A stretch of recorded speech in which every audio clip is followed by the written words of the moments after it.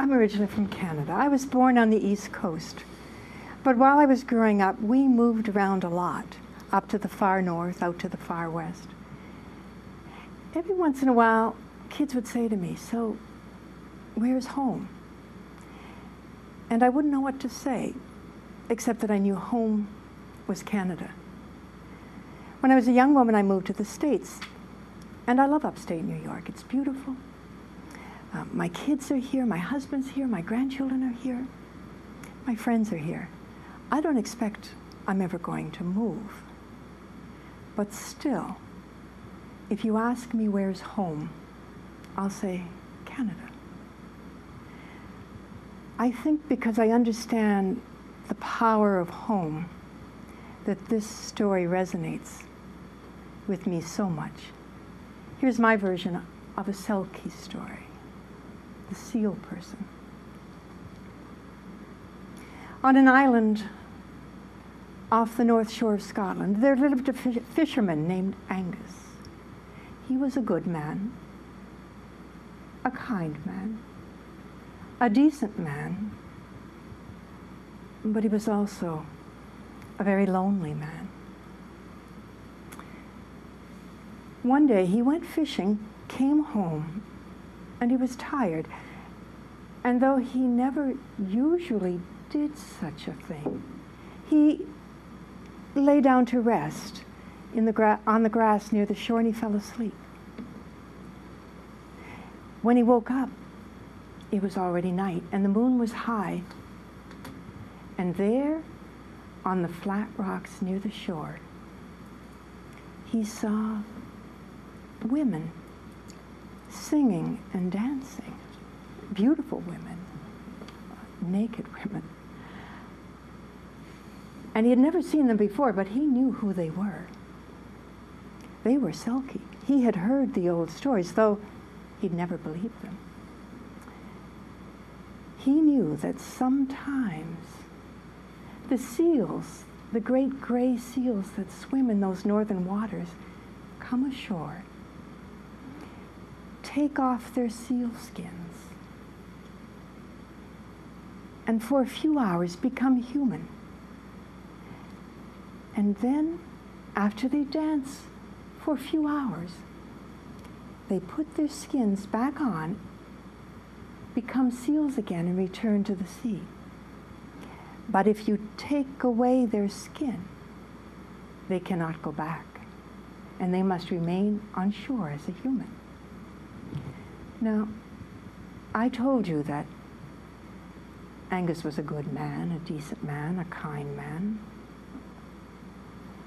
but also a lonely man. And he did what he should not have done. He took one of those skins and he hid it in the rocks, and he waited. And after a couple more hours, one by one, the seal women came and they found their skins, and they put one leg in, and they put the other leg in. They put in one arm and the other arm, and they tucked their heads in, and they became seals again. And immediately they dove back into the water. But one woman was left behind. And she came to him and she said, "Please, please, give me back my skin so I can go home." And he said, "No, no, I can't, I won't." And though she begged and pleaded and cried, he would not give her back her skin. So what could she do? She stayed because she had no choice. And she married him because she had no choice. And he was a good man and a good husband in every way but one. He would not give her the one thing she wanted most. Instead, he took that skin and he wrapped it up in burlap, and he tied it up with twine, and he hid it. And from time to time over the years, he changed the hiding place, hoping that she would never find it. Now they had 3 children, 2 boys and a little girl. And when he was fishing, she would take the children to the sea, and they would play in the water. And never, never, ever have there been children who loved to swim and dive as much as they. The only one who loved the ocean more than they was their mother. Well, one day they were down by the sea when the younger boy went back to the cottage to get a drink of fresh water. And he came back just a few minutes later, and he said, "Mother, I've seen the strangest thing.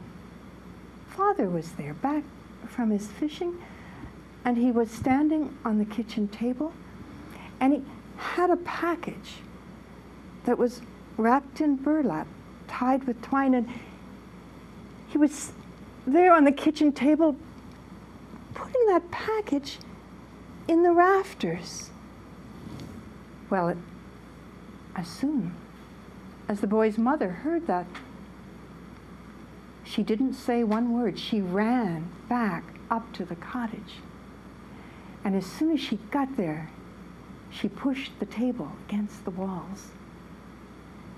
And she looked in the rafters until she found that package, and she pulled it down, and she began running towards the shore.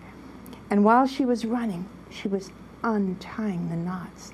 She was peeling back the burlap. When she got to the shore, she turned to her children and she said, "Come with me. Come back with me. Come to the sea. I must go home." She said, "I have another husband there. I have children there too. It's my home.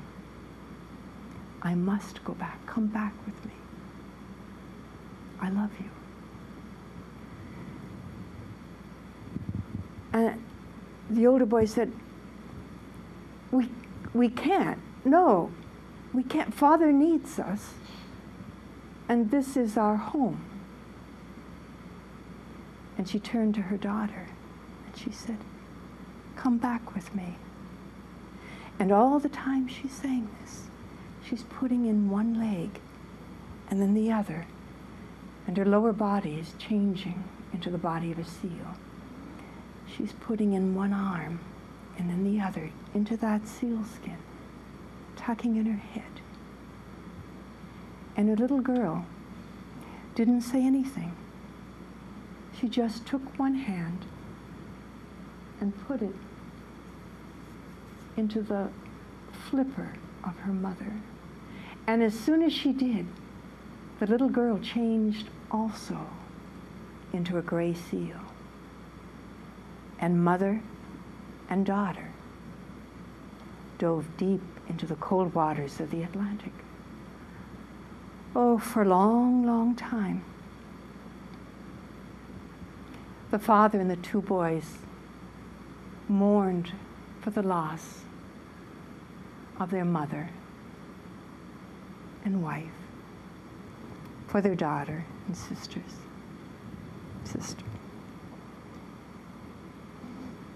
But they never came to shore again.